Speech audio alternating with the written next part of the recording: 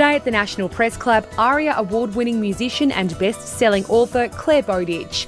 In between writing her 6th album and 2nd book, she's exploring bigger questions about her beloved industry. Where to now for Australian music and the people who live for it? Clare Bowditch with today's address.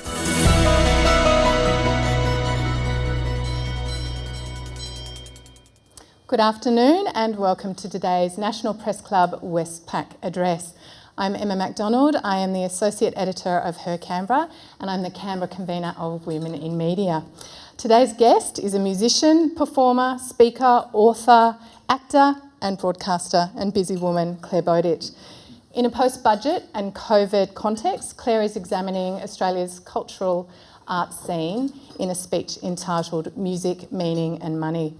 If you're following the conversation online, please use the handle @PressClubAust and the hashtag is NPC. It's now my great pleasure to welcome Clare Bowditch. Oh, thank you so much, Emma. Excuse my rustling. What an unexpected honour this really is to be here in this room with you. And I want to thank you for the opportunity to Emma, to Women in Media, for this opportunity to be here with you and speak about something that I love at the Press Club. Gosh, my parents would be proud.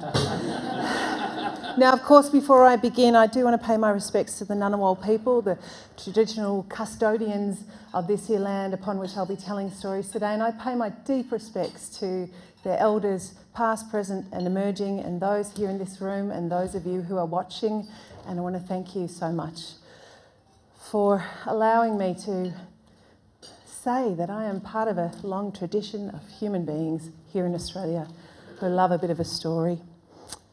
I just want to apologise first up for being quite late. I was actually meant to be here and start in March 2020, and all this stuff happened. And look, it was it was pretty big. So that was going to be part of my massive, major comeback in music. And sometimes, you know, plans change. That's what happens there. But what we also know, in all truth and all seriousness, is those of us involved in any industry that's related to an audience and travelling have been a little bit rooted lately.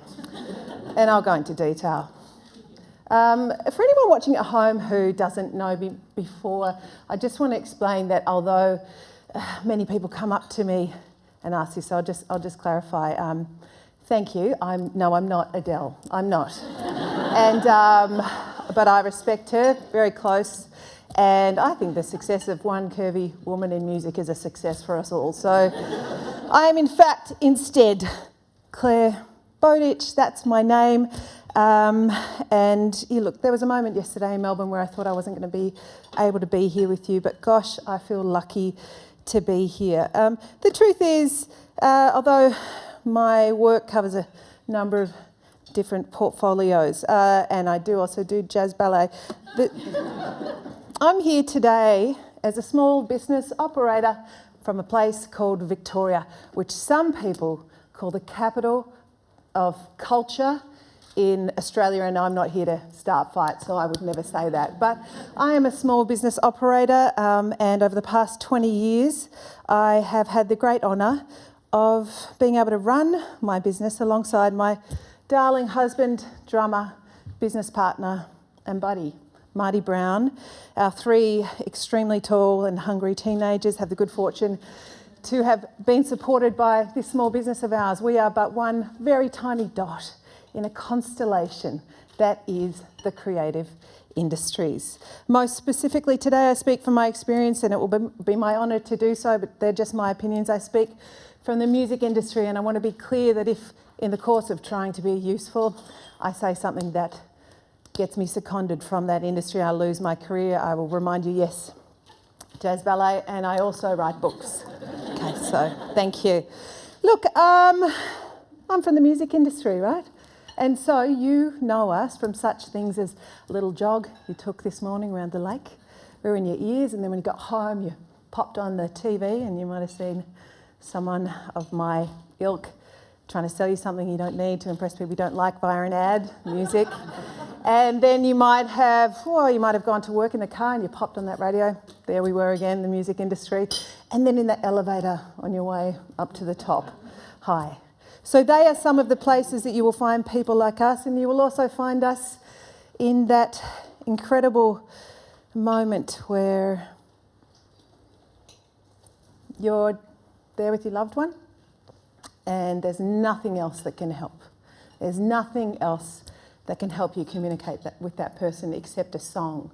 You will know this if you care for someone with dementia, and you will know this if you lived in Victoria and lost someone during lockdown last year, as I did. My beautiful mother. She went in with pancreatic cancer in March, and those laws were so necessary, and the nurses were so incredible, and the healthcare workers were amazing, and there we were doing the one thing we could do, requesting that she have a window room that looked out on the car park so we, her grandchildren and loved ones, could stand underneath and sing the songs that brought her love and comfort. That is what music can do. I'm a consumer of music. You bet your bottom dollar I was backstage before singing You're the Voice to myself, getting prepared for right now, right? So that is us, and it's so wonderful because guess what? We get to do something that means something. And of course, it's a hugely successful industry and sector in music alone. You heard Jenny Morris up here last year talking about this $1.6 billion industry that we're part of, our big plans to grow that to become a $7 billion industry, and you know the number of jobs that we create. And Jenny spoke of this wonderful dream that one day we here in Australia could be net exporters of music. Of course, when she said that, I did have to refer back to my 2001 notes from Certificate 4 in Small Business, because you do sometimes, you forget these things along the way. But what she was saying was there's a vision one day that the world could be using Australian music in all sorts of applications, and that could be a major part of our industry. And she wasn't standing there saying, hi, we're iron ore. That's not what the message was. But she was building a bigger vision for us, and I appreciated that. We have massive dreams for ourselves, and sometimes, I'm just going to say it straight because we're friends here, sometimes it's really hard to convince other people of how big our dreams are. It's hard to convince people of that. They seem to think we have too much time on our hands, and for that sometimes we get punished. And I'll take you back now to a time where that was the case for me. 2001, there I was, Tuesday morning, rainy, sitting in the Centrelink office with Judith, my Centrelink officer, trying to convince her of the passion that I had for this incredible, incredible thing that was called music and how it would save the world. And Judith, and I was doing this just for the fact that it was my big dream that I would be accepted as a candidate for the New Enterprise Incentive Scheme. That's a niche scheme that small businesses can apply to. And look, it meant that basically you got seed funding, or some called it free dole for a year, right? So you got a little bit of that business support. Now, Judith wasn't quite sure what I was going on about. For her, she just looked at me in the eye and she said those words. Sometimes I think you people have too much time on your hands. That's what she said. Okay, Judith. So what did I do then? I pivoted, didn't I? I did what all good businesses do. I pivoted, I went home, and it came to me to realise that so often, yes, music is meaningful, music is at the centre of so much of what we do, but people don't really want to hear about that. What they want to hear about is how much money we make, and I am more than happy to talk about music today as a product, because that's what it is. Back I went to Judith, and I just put a couple of lines in there. I added words like community singing leadership facilitator, and she saw the good sense of giving a gal like me half a chance at a time where I really was looking forward to it. And before you know it, there I was doing SWOT analysis as like anyone's business down at RMIT in Melbourne with Tony, our mentor. And I was a business. I was then a small business. But the truth is, although today I'm going to talk about songs as a product, you and I both know full well that that is not the most interesting or important thing that we do. That's like looking at my darling husband, Marty, and saying, that his ability to make money is the most important thing he does. It's not true. He does many amazing things, and it's very bloody handy that he makes money. That's great. You'd be amazed how much rock drummers get paid these days in the industry, right? But it's a much fuller picture than that. So although today we're talking about an industry that was one of the first that was affected by the COVID-19 lockdowns, and it will be one of the last out, and I will explain why, I just want to make a very important point here and let you know that music, our business model is inverted. You know, we didn't come to music, the people who create it. We're a big industry, a big broad industry. We didn't come to music to make money. We came to music because it meant something. We loved it so much. Like my husband, I fell so dearly in love with him that I would do anything to be with him. And the same is true with music. I fell so dearly in love with it that I would do anything, even including Nice at RMIT in Melbourne, to try and find out a way that I could make a living doing what I love. This work that we do, it has value. Artists very often have a job of trying to convince people of that. This has always been true. Jorn Utzon, the Opera House, many people around him wondered, what's with all the fancy things, right? The pokey things. Why not create a good, solid box? It's square, it's sensible, it's reasonable. And you pop people under it, they're sheltered, job done. And if he had listened to them, we would not have the Sydney Opera House. And that is true for all artists. Excuse me, I've got hair on me. Excuse me, goodness. Look, we make a product, but our product is based on feelings. And feelings, that's valuable. Feelings are hard to feel. They're hard to feel, and it's important that we do it. So we help you do that. We take things, feelings, oh, so scary. Oh, we patch them together into a product we call a song, and Bob's your uncle. There you are. Q&A, Christmas party, singing along. Everyone does it. We all love our songs, and that is our product. Our product doesn't fix a tap, but I tell you what, when the plumber walks in to fix your house, the first thing he does is turn on the radio. And because we are a business based on audiences, we have been affected by these very necessary, very important health restrictions that our government has imposed.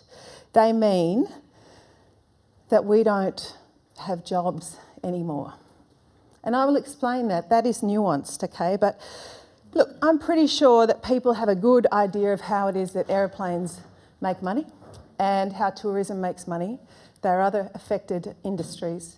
People are confused though about how you make money in music, so confused. I do believe that the wonderful task force of my industry fellows who went over to Canberra to really talk about why our industry, the music industry, needed that support. I do believe they were the only ones who brought with them a little flow chart just to make sure it was all explained. It is nuanced, and that is why it's my job today to try, in the time we have allocated, to explain to you what the problem is, why it's that way, and most importantly, how we can help. There's something that people in this room, and maybe out there, don't know about the people in our industry. And what you don't know is how incredibly grateful we have been for the support we have received. JobKeeper.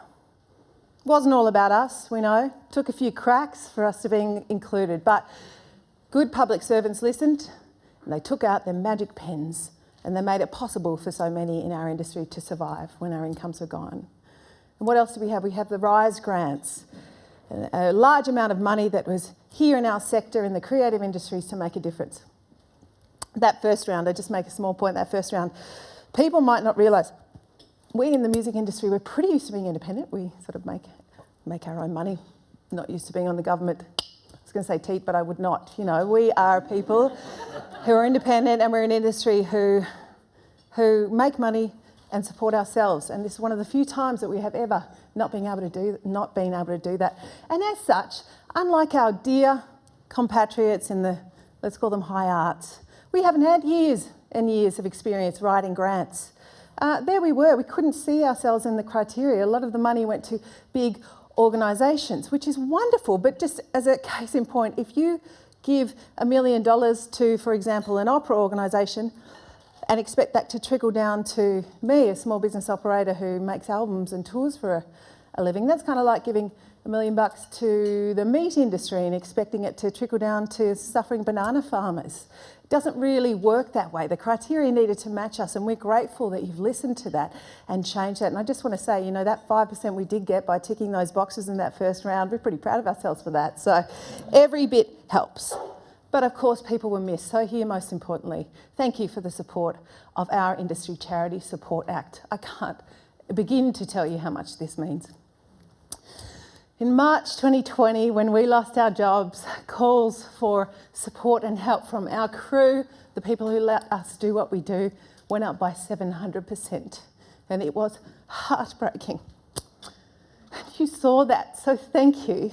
That means an enormous amount to us. That is the people who don't get seen behind the scenes, who allow us to do what we do. And it is also those music makers who are living such fragile lives to serve this master, this beloved industry that we call the Australian music industry. So thank you for caring. Thank you for the work that you are doing. Thank you for whipping out your magic pens, because they make a difference. I'm going to give you a story from my own life. The story is about how someone like me gets affected by COVID. So what happens is it's March 2020, Scotty calls. Not that Scotty, different Scotty. Although you, buddy, are welcome to call any time, okay? This is Scotty, my agent, my long-standing agent. He calls with bad news, and the bad news is simple. He says, you've lost your job, sorry. 85% of our income, my husband and I, comes from live music gigs, and they've all been cancelled because of very necessary restrictions that save lives, and we understand that. Okay, so what do we have as a backup? Do we have income insurance? Do you think income insurance companies are interested in income insuring people like me in industries as jolty as mine, as lumpy? No, they're not, unfortunately, and we had tried. So thank God we had that third backup plan. Ladies and gentlemen, we call it CDs. You might have heard of them. They're those shiny things that hang from trees, and so the bats don't eat the fruit, right?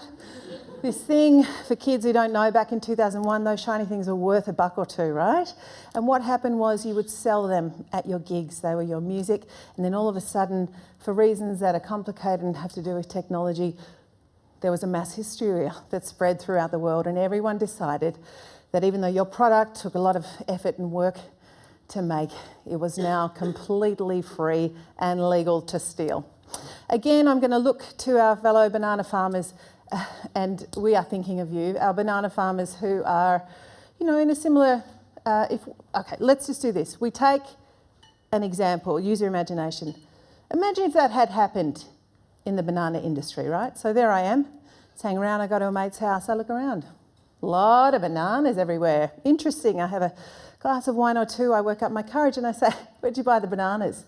And my mate goes, buy a banana? Are you kidding? They're free. You just walk into a shop and you grab them. And then the rest of the night, they just stand there dancing with that banana that you know represents your income and your livelihood.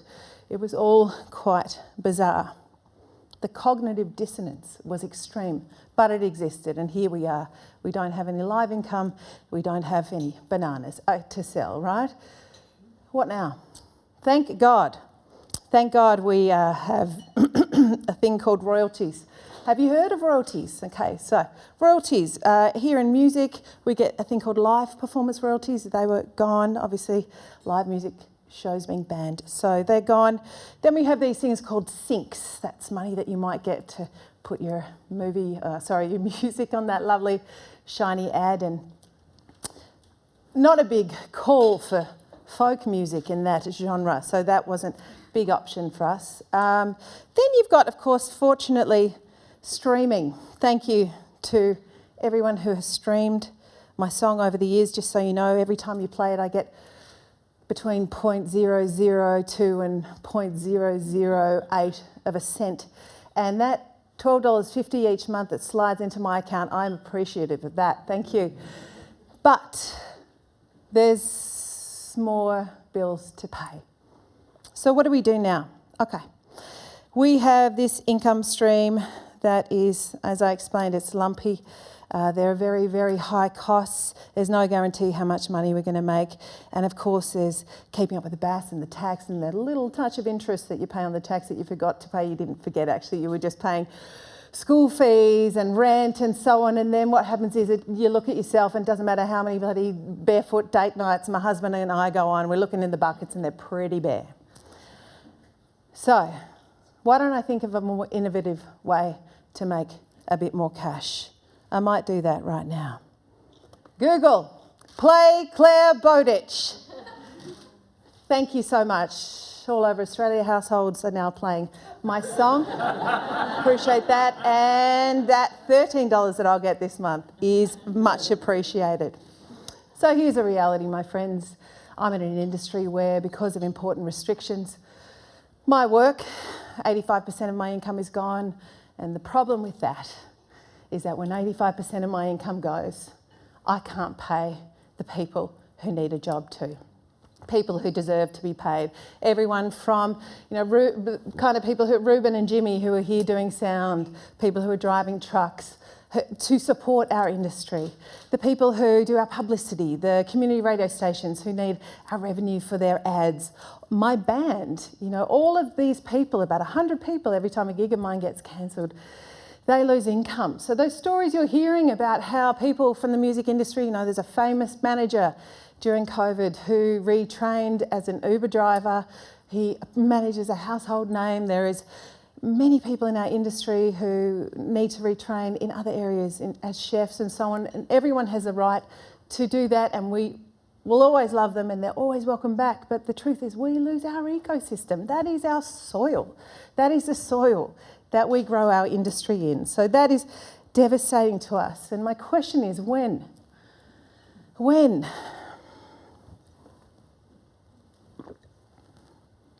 is this country going to be vaccinated? Because until it is, we can't get our jobs back. Now, many people don't realise that.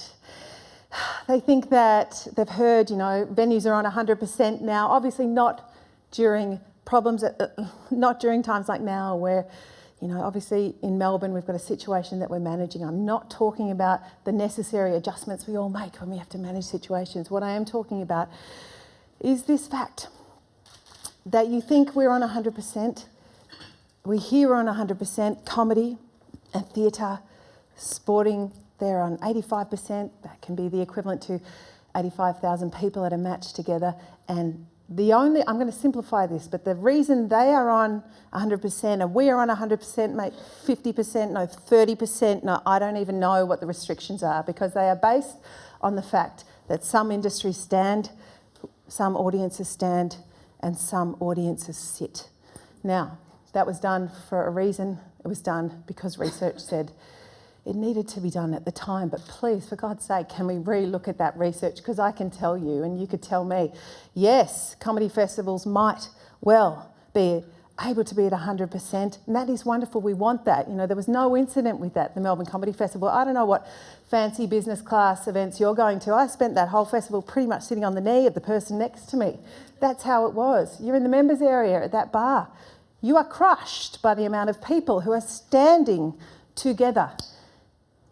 We need consistency with these rules, and we beg you, please, to have a look at them again, because these people who run those gigs are tough people, and I have never seen them so vulnerable. And don't take a photo now, I'm crying. Until we can give them some reassurance, until we can give these festival owners some reassurance, we can't get back to work. And the truth is, it might not be possible until you vaccinate our country. And we want to know, please tell us, how can we help? What can those venue owners do to convince you that I've never seen them so compliant. You could ask them for anything at the moment. I could ask them for a percentage of the bar and they'd say yes. That doesn't happen, right? They will do anything they can to help you be able to apply consistent rules. We need help. How? How does it look? If And these are just a few suggestions. There are many, many more. There are thousands of suggestions being thrown around by people in peak organisations in my industry now. And again, I thank you to those of you behind the scenes, those good public servants, those people who care, who are trying to listen to us and understand why it's been a tough time. Number one, if your medical advice is to keep the rules the way they are, we understand to keep music venues and only music venues at 35% capacity until the whole of Australia is vaccinated. If that is the case, then please, we need a groundbreaking support package targeted specifically at live music industry. We've had this conversation before, we need to have it again. Please revisit it. It is not our fault that there are delays in vaccines, and we accept you are doing your best, but we ask you please, look at that. 2, RISE. I mentioned it before. If you can adjust and continue to adjust that criteria so it actually gets down to those people who are suffering, so it can supplement the support that Support Act are offering, and so that it can allow us to do things like I did. That $7,000 that I was given by the government in 2002, that glorious day where I got to go home to my parents, me and Marty. My parents too were worried that music wasn't quite a business that would support their darling daughter, right? And for me to go there, to the home, bring along my new boyfriend Marty, and to be able to say to them, Mum and Dad, we're making an album. We are also pregnant with our first child. And to see my mother's joy at this news, unexpected news, and just to see the way my father leant in straight away and said, welcome to the family, Matty. Marty, it's Marty, Matt. That allowed us, a small family business, to get on with our lives. And the truth is, you've got these cliches about us. You think we wake up at midday. You think we're rock pigs. You think we have addiction issues. I can tell you no more than the rest of Australia, all right? We are hard-working people, and for God's sake, we want to work. So help us with that. Normalise songwriting as a career, because it is the songs that support the entire industry. The health of our industry depends on those songwriters. It is as legitimate as teaching a kid to play tennis at school. Teach them to play the game of songwriting. It's so good for them. It's so good for their mental health. It's so good for their hearts and their souls, and it's so good for the nation. It's so good for us to learn how to talk about our feelings and take them and put them in these things called songs and be able to sing You're the Voice over there. You know, it's great for us to be able to do that, okay? And this is tying in with Jenny Morris's dream, the dream that she laid out for us on behalf of APRA, which we support and appreciate and are so excited about. If we get those songwriters, those songs in education, then we've got half a chance of getting to that big moonshot dream of being a net exporter of Aussie music. Australia needs a vision for arts and culture, not just for today, but for the moment in this crisis. But we also need one that extends far into the future. The words a national cultural policy, been a while between drinks, hasn't it? Okay? So it might be time to have a look at that as well. Because when you allow us to have something like that, a national cultural policy, like we're happy to be tucked in to the Department of Infrastructure and Transport, you can tuck us in there. But if you're going to call us the arts, then please celebrate the arts, see our opportunity, help us write the kind of document, the kind of powerful story for ourselves that will allow us to move into the future brightly and play our role in the recovery of Australia. You guys at home, keep streaming our songs. Radio stations, please favour Australian content, even though your code quotas might not force you to. Please do. Australia, keep piling the love on your musicians who write your kind of songs. Support Patreon and donate to Support Act and send fruit baskets, whatever. Just keep an eye on us, please, because you know we keep an eye on you.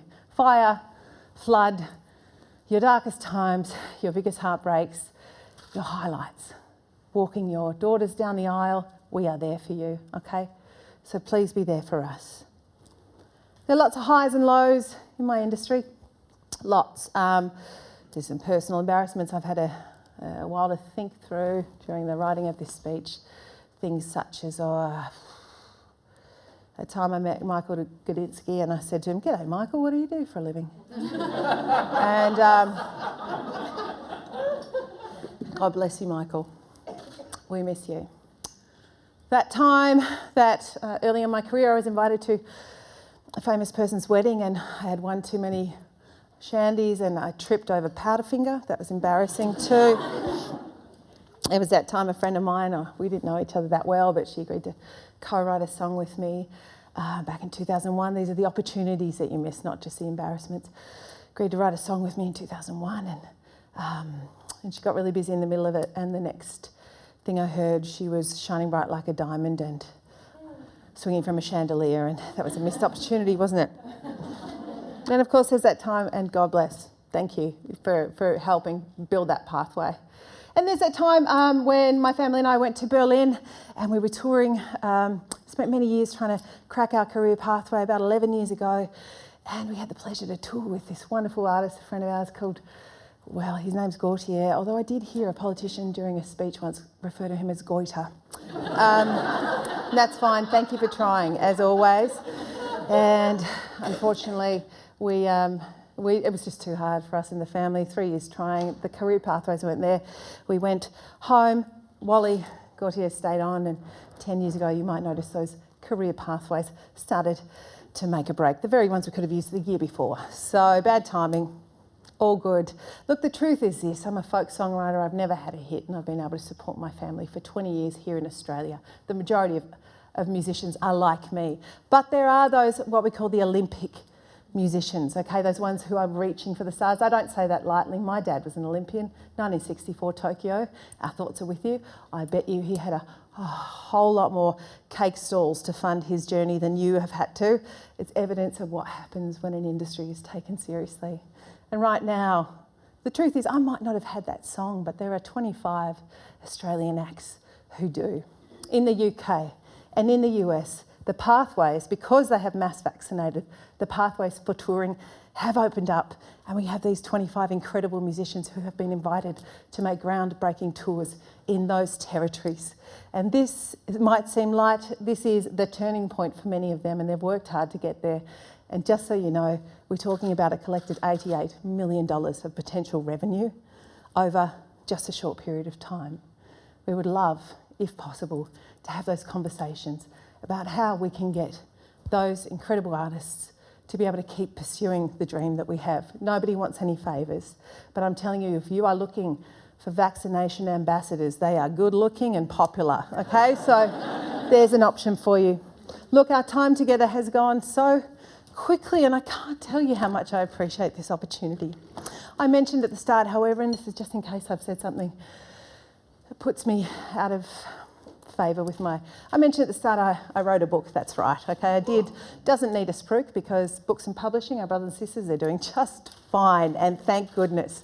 But it was a story that I wrote that was inspired by the experience that I had as a young woman. I am standing before you, believe it or not, that 1 in 4, probably 1 in 2 Australians who at some point in their life will experience an acute episode of mental ill health. Now mine was a whopper.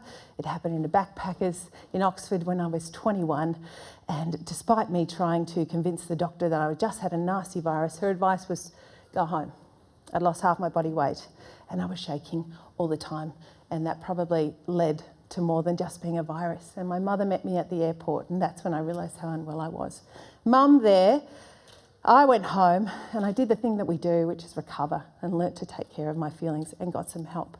But I remember the story I was always telling myself, that my life was over. And my mum kept telling me a better story. She said to me, it's bollocks. You will use your suffering, you will use your feelings for something good. Who can guess what religion I was brought up in? Correct. All right? And that is what we try to do as artists, and that is what I did too. And so when I hear our politicians on television, when I'm on date night with my friend, the couch, watching the box, and I hear you guys talk about the future of Australian business, and I hear you talk about the need for businesses that are locally based, they are globally facing, they are agile and full of digital natives, they have low startup costs, they're nimble, they're hungry. A song comes into my head, a song from my childhood that my father used to sing in church in baritone, and it went like this. Here I am, Lord, is it I, Lord? We're here, and we are tempted all the time to be singing the words of Casey Chambers, Am I not pretty enough? The truth is, it is our feelings that is the raw material of our business. So please respect them and help our industry keep going and make you bloody proud.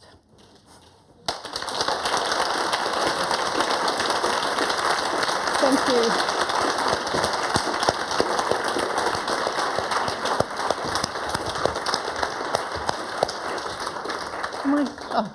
Whoops. Thank you so much, Claire, for that beautiful address.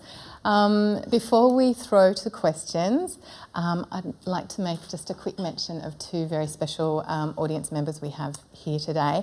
For the 4th year running, Women in Media has run the Caroline Jones Young Journalists Award, and we run it with the generous support of the National Press Club. And today we have the Caroline Jones National Treasure and Women in Media patron here in the audience.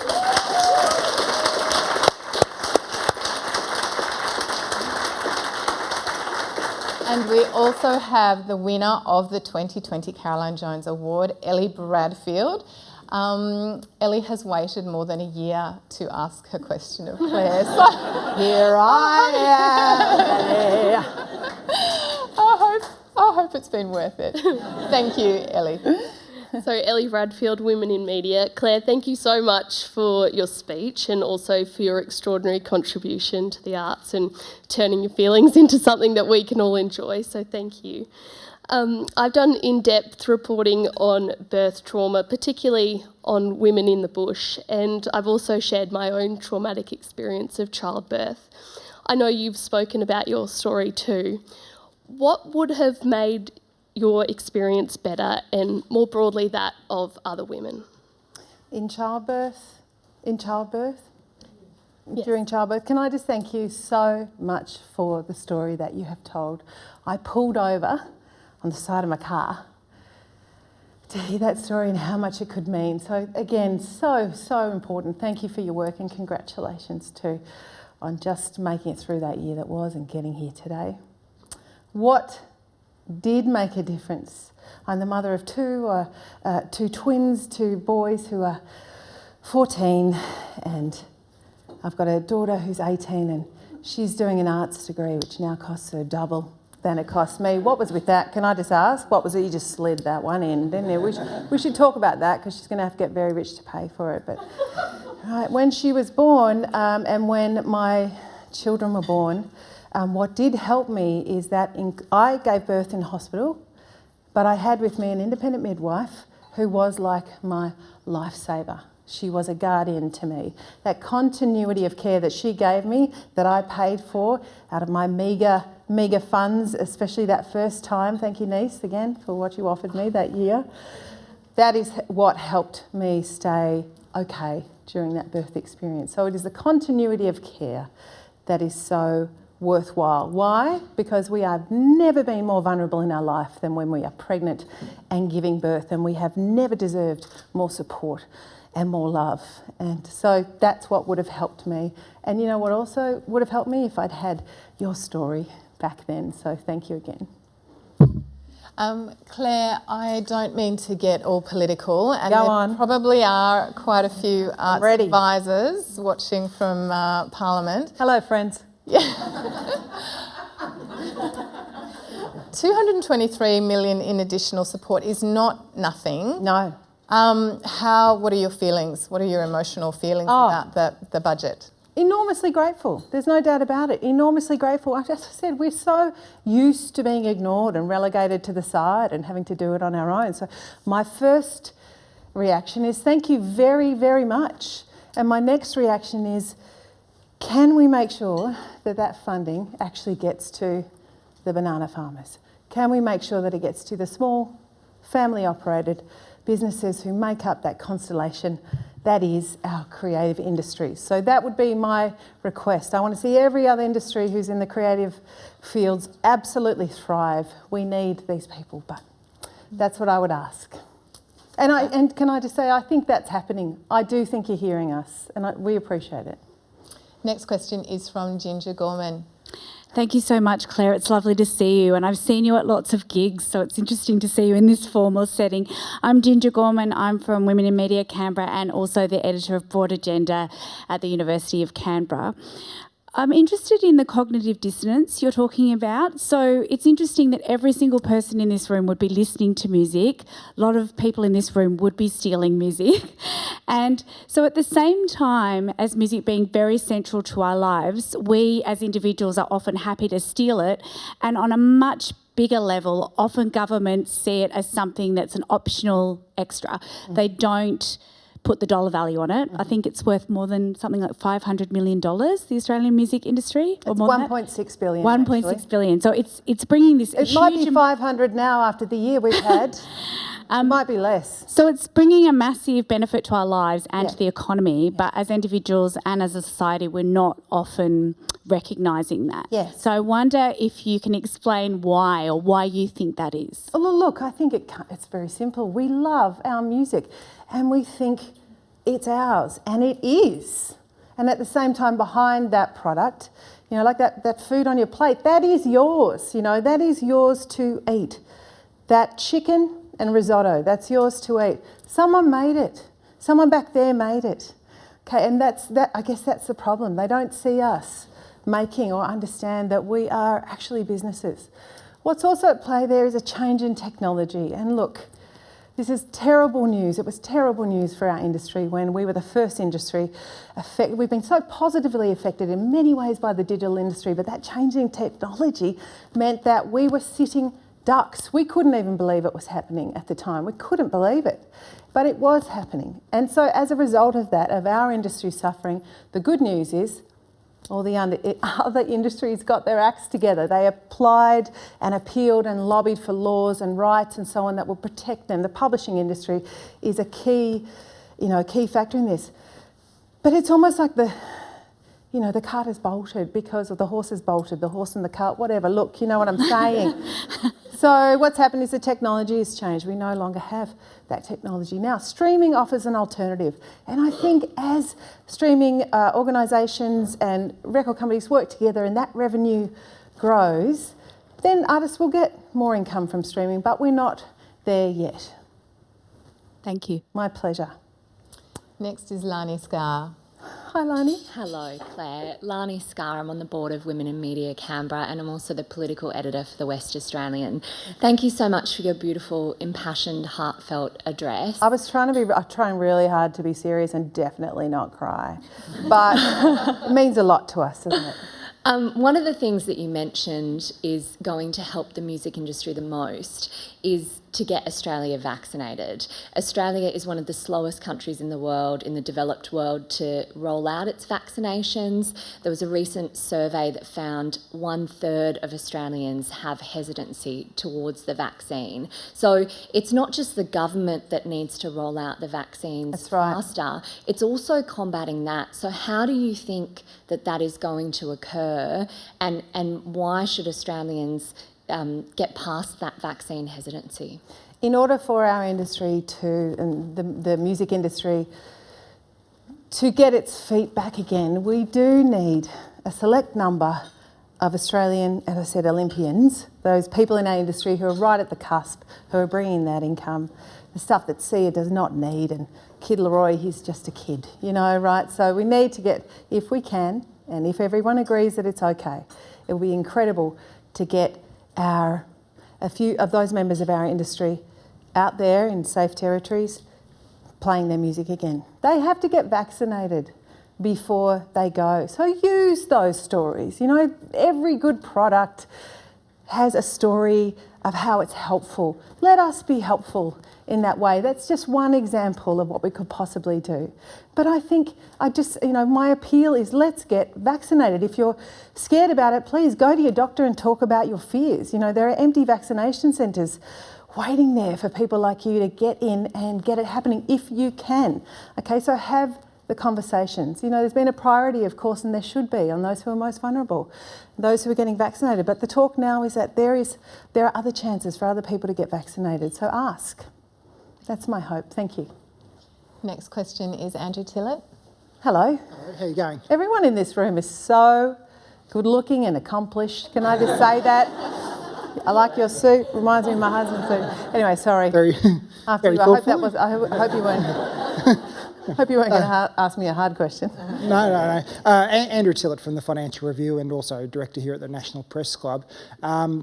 Thanks very much for your speech. As an aside, my best mate is involved in the music industry. He manages some country music artists. So your pain, I sort of heard from him what you went through last year, was sort of trying to save the business that he'd built up over years, and also his clients' businesses as well, sort of thing. Heart goes out. Sort of so that message of you guys being a small business, I certainly can relate to that through his experience.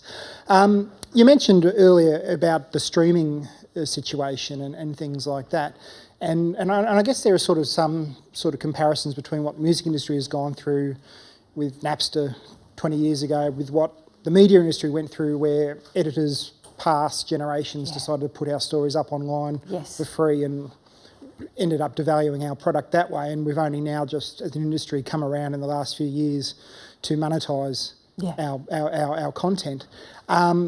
We've seen that first, with things like Spotify and iTunes and things like that. But we've seen, obviously, with the media industry, we've had this code introduced to put on an even playing field, a bit more of a level playing field between media companies and the big tech giants for negotiating and things like that. Is there something similar sort of need to be done for the music industry? You actually go down the path of a formal code where you guys get a bit more of a chance when you go in trying to negotiate with Spotify and record labels and things like that? Well, that would be lovely. Absolutely lovely. Look, there are these conversations going on all the time, here and there, but how wonderful would it be if there was a serious conversation about giving the artists, those people who make the songs, more of a chance of having made enough money to keep making songs. So I like your idea, and I think those of you who are able to make that happen, please do. Thank you.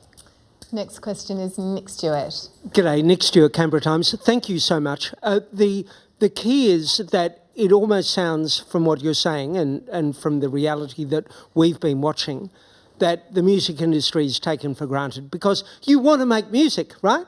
Correct. So therefore, you should be prepared to pay. That's right. It's our inverse business model. People like us who are willing to waste their time doing what we do, we deserve everything we get.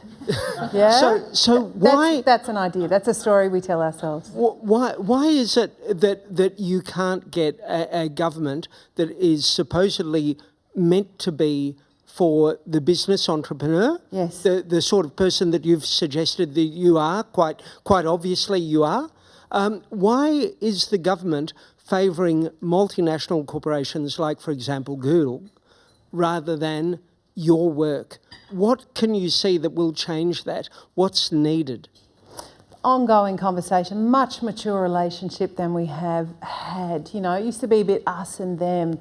You guys didn't like our language, we didn't like the way you dressed. It was this kind of, we'll do it on our own. That has to change, and I think it is. As government comes to understand the opportunity that the creative arts presents, not just in music, but in contemporary music, but in palliative care, in music therapy in hospitals, in dementia care. There's all this research there, in mental health, in prison reform, in all these different areas where our product can be applied. Then we have half a chance. So I think, look, it's a tender conversation, tender relationship in some ways, because we don't hear our name mentioned when we talk about the future of Australian business. And I can tell you we're up for it. We're ready. Let's have that conversation. We've got so many brilliant people working in this industry. They came for the free drinks, they stayed. They're using their business skills and their nous and their cleverness to make these kind of things happen. So, are you angry? I can't hardly talk. Look, sometimes I am, and I balance it like the rest of us. We have a realistic situation here. We need to focus on saving lives, and we have done that really well, and we can keep doing it. But in the meantime, can we have some room for support for those industries who have been so specifically and devastatingly affected? Claire, the Australia Institute found that last year, in the real thick of the pandemic, that the arts improved the mood of 73% of Australians. I mean, that says something, doesn't it? There you go. Having actually run a virtual book club with your book for Her Canberra, which got a lovely response, can you tell me what sustained you in terms of your own exposure? How did you keep your own intake of creativity and culture up while you were in your house? I have a very busy house, and of course I was tasked with the role of becoming a homeschooling teacher. During that time I had a girl in year 12 and Marty and I, we work together, and we're so lucky because our business is at home, and to be honest, we're quite used to working scrappily if we need to, and we're used to being home together, and so we didn't have a lot of the tensions that other families and households had. But we did have this situation where we were losing our matriarch, we were losing our mum. And a lot of my COVID was spent trying to find ways to bring in the income that we needed to survive, while also trying so hard to spend that last time with our last parent. And so I needed so much sustaining, and the things that sustained me, was coming to events online at home, and just all the generous arts people who donated their time. It was certain songs and certain playlists. It was, of course, our film industry, and it was those streaming TV shows, all of those kind of things. But more than anything, oh my God, so cute, there's a baby in the room. Oh, I want to eat your little yum. More than anything, it was that combination of that contribution and the fact that I am a songwriter. Back when I had my breakdown as a 21-year-old, if someone had turned to me and said, those feelings that you're having, you can one day monetize them into a product, kid. Right, nobody said that to me, obviously that might have helped. What helped me were books like Caroline Jones, were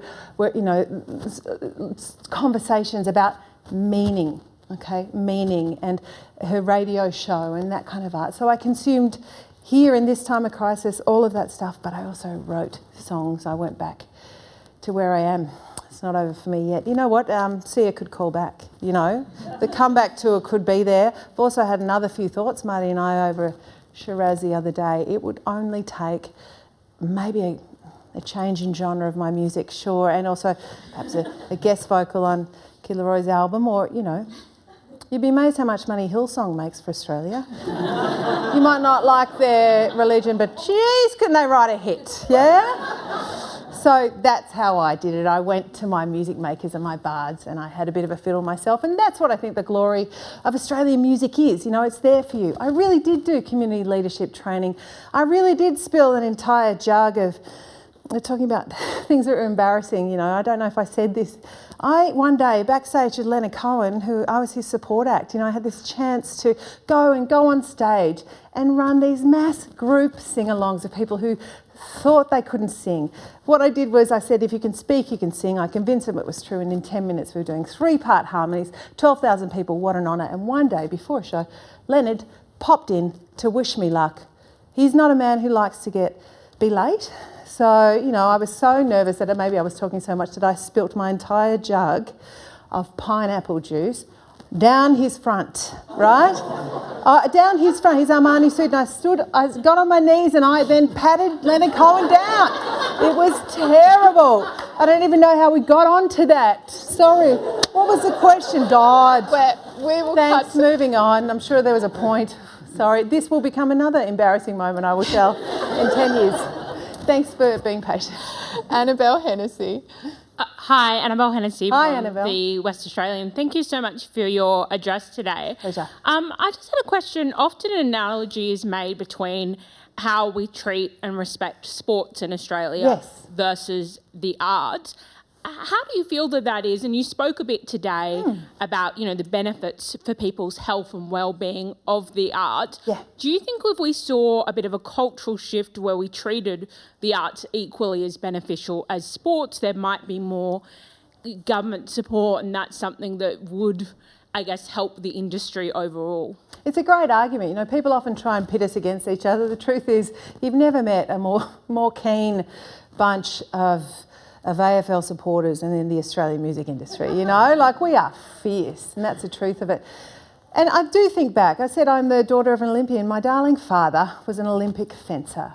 64. I take sports seriously. By the time I met him, the foil and épée were hiding in the shed and rusting. But the truth is, there's this history of pride around sport. Back when I was a kid, you went to the VFL, right? And you had a beer and a meat pie, right? It was a simpler proposition, and it has grown by engaging with other industries, engaging with food and wine, engaging with tourism, engaging with communications. And they've done an extraordinary job, a shining example of how, if you engage with different government departments, you can create an industry around something that also has the benefit of being really good for a whole lot of people. So yes, that is the model that I look to as we move into the future of what the Australian music industry will look like in 10 and 20 years from now. I do hope that we are attracting the kind of conversations and opportunities that exist there. You go to the members area, like I said, I'm not someone who goes there, but they have fancy food now. You know, it's not all Milo, all right? So yes, I think that comparison is really prudent and really useful to keep bringing up. And actually, I think you've never met a bunch of people who love music more than our sporting community. I mean, they live for us, right? So we can be friends with each other. They can give us all their handy hints and clues, and off we go. Certificate 4 in small business. Let's do a SWOT analysis. Yep, we can do it. Thank you, Annabelle. Our next question is from Astrid Watts. Hi, Claire. Hello, Astrid. Hi. I met you years ago now, and Yes. I just want to say your music actually helped me through one of the roughest times of my life, so thank you for that. My pleasure. Thank you. That leads me to my question. I was wondering, even though the live music scene got effectively shut down by Zoom, how do you feel music has helped people cope with the lockdown? Thank you. Look, and yeah, thank you for what you said. It means a lot to me. That's why we do it. Look, the research that Emma spoke of really says it all. I don't think we would have survived as well as we have as a nation with our mental health, especially not in Victoria in that state of lockdown.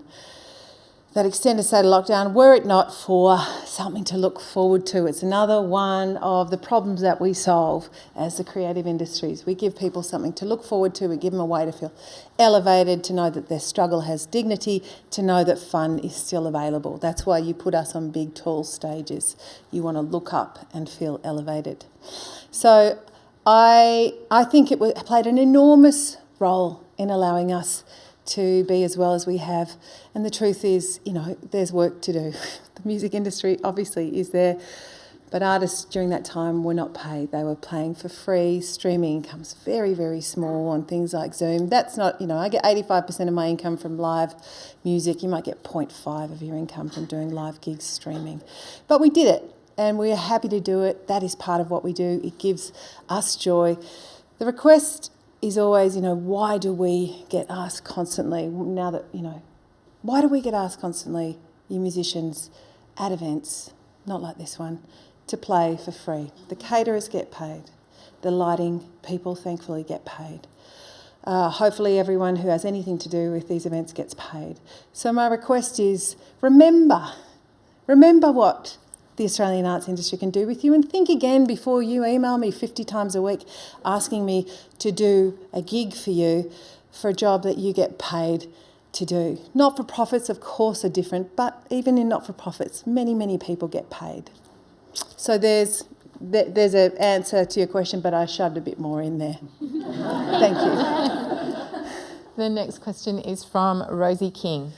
Hello, Rosie King. I'm with the ABC. Claire, I will just take this moment to say you are an absolute joy. Oh. It has been so lovely to hear from you today. Thanks for saying that. You mentioned when you were talking how important it is to teach our kids that songwriting is a career choice. You don't have to be a doctor or a lawyer or a journalist. You can be a songwriter. My partner is a musician. Yes. I don't think he ever felt as though that was a career choice for him. Yeah. So I'm just wondering, how do we do that better? And I guess with modern technology, people don't necessarily do it the same as they probably did when you first started, when he first started. I got a few ideas. So, and I'll draw on, thank you for the question, I'll draw on Morris is having a good old laugh over here. Thank you, legend. The question, how do we do that? Jenny Morris spoke last this time last year, and what she said, the proposal that she made was, let's normalise songwriting in schools, let's make it a normal part of conversation. Also, entrepreneurship, that would be an interesting conversation to teach kids about that. They know intuitively, they are digital creatives, okay, they are digital natives, they know it, it's their world. Help them learn what an income stream is and what marketing is, and have an easier time with that language than I did as an indie kid from the 90s who felt like I was selling out every time I talked about cash and the fact that your love is cash in my pocket. You know, like, really, the love that we feel for you is real. The love that you feel for us is real. We're your audience. So teach kids about the joy and the importance of nurturing their audience. My little career here was built one by one, playing support acts for great human beings who gave me half a chance and paid me really badly, and that was fine because that's how it is. At the start, you do your apprenticeship, right? That was valuable to me. One by one, I got the names on my mailing list. It is my mailing list that has sustained me through all these different careers. You know, the record companies have offered wonderful support, you know, and my publisher, Mushroom, they've offered wonderful support. EMI have been waiting for 8 years for an album. Thanks, guys. Okay, I am coming through. You know what I mean? All right? Teach people how to have conversations with those who give us those boosts of money that can allow someone like me to buy my first house. You know, we've got to be able to have a more mature conversation. But also this, we need our arts degrees. Please don't penalise people who have arts degrees. But arts degrees, do you think you could bring in a little stream that does teach us how to make money from our creative industry? That would be really fantastic, and I think the government would really like that. All right, so, and also, can we have schemes like NEIS and funding programs? A lot of the things, you know, a lot of highlights in my career. Convincing Judith I was a good horse to back, that was one of them. Can we have those sort of schemes that are directed now to the creative industries? Can we make that more normalised? No one's asking for a living artist's wage, maybe a little bit. They do it in Ireland, France, it works quite well, right? In lieu of that, give us that seed funding and that business education. So I think that's how we might have a crack at it. More ideas. Call me. Next question is Misha Schubert. Hi, Misha. Hi, Misha Schubert here today as a Vice President and board member of the Press Club. Thank you for revealing more of yourself so generously and with such warmth and wit today, Claire. Possibly too much, but that's fine. Anything for my art. Oversharer from way back myself, so good. We're all good. Thank you. Thank you also for those hilarious catalogue of cameos of all those star bit players in your life and orbit, there are more. some of whom are globally known names. The one that struck me most, though, was Judith, the rough diamond from Centrelink. So my question is, do you think today's income support rules and policies would enable someone in Judith's position today to have the same flexibility to see that potential in you and help you find that path to the program that got you on your way? Thank you. And do you have a message for Judith now if she's I appreciate it. So the truth is I was only on the dole for a week. I've had a job since I was 13 and I love to work. But I knew that in order to access this funding, I had to be registered as a job seeker. I'm sorry if that was naughty. That's what happened. And I don't think, and I have not been on the dole since, fortunately. So, you know, good investment. Paid quite a bit of tax, quite a bit of interest on the tax. You know, it's a good investment, right? Sorry about that. So the question is really, would Judith recognise me, my potential talent? I think she would. You know why? Not if I was going there. I couldn't write on my dole form. I don't know that they accept still that trying to play gigs and being a musician is a legitimate job. And I just have to say I don't know is the truth of it. So someone could answer that. But I think if I were going in to apply for NEIS, I think they would see my business opportunity. I would be able to, I'd be more savvy about business language to be able to make my case. That was Nasty Judith, but Nasty Judith was just reflecting the reality of so many other people of that time. But there was another Judith in my life, Sister Judith Bellasini. We don't see this, but a career in music begins when you are a child. Okay, and my career began, I didn't know there was music to be made. There was money to be made in music until my dear mother offered to pay me 50 cents every time I listened to classical tunes from her childhood, right? There it started. But I had my first experience of really engaging and loving with music with Sister Judith Bellasini, who would teach us to sing classic songs that were part of the educational songbook, from a song called Let's Sing or something like that. And there were songs like, I'm being eaten by a boa constrictor. You know those ones? Okay, so classics. And they led me, I'm not doing myself favours here. Those songs led to someone like me going home and being inspired by the song which I called In the Jungle. I wrote my own song. It was called I Live in the Jungle, okay? Who wants to hear it? Great. I'll just a short piece. It was a co-write with my neighbour Margarita Murgo, 8 years old.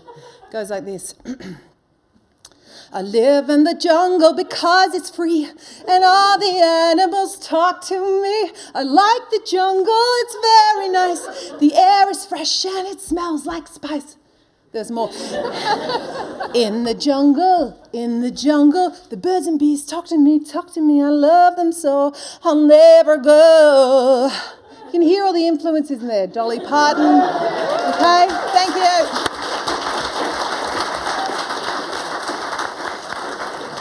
What a powerful address. Thank you, Claire, very much.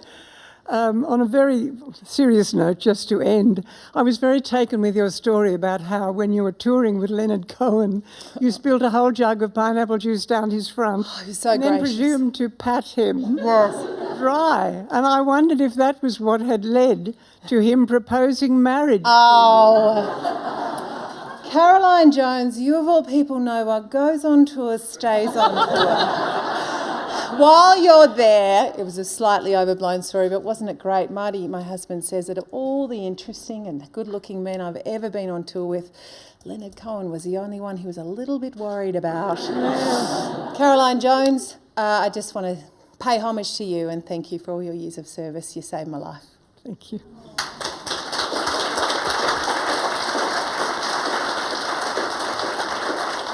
Alrighty, you made it through, Claire. Emma, do we have to go? I know. You don't actually. Oh, thank you, Stop. But I'm going to present you with a membership of the National Press Club, which means you can come back at any time. And they do have live music every week, and they will never ask you to sing for free. Ever. Ever. So there you go. Thank you so much. And I'd give you a hug, but I know. I'm from Melbourne. Yeah. We'll just stand for Thank you to Emma for having me, inviting me. Thank you all. Thank you.